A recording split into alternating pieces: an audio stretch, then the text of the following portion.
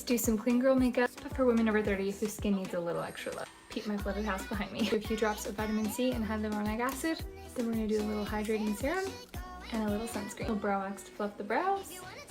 And shape those puppies. Fill them in with a contour shade. Definitely need to plug my brows. And bronzer all over to even out the skin tone. I'm gonna mix a little bit of my bronzer with my contour, add a little more definition to my cheeks, and do the softest little nose contour job. Instead of using concealer under the eyes, I'm gonna use my magical color correcting kit. This is called Demi. With Demi, you use Color Science, neutralizes and tones the skin without any excess makeup texture. Basically makes your acne spots disappear.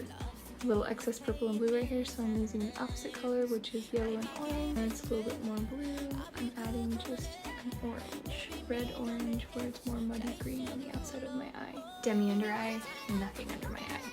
Blush and some gloss right here.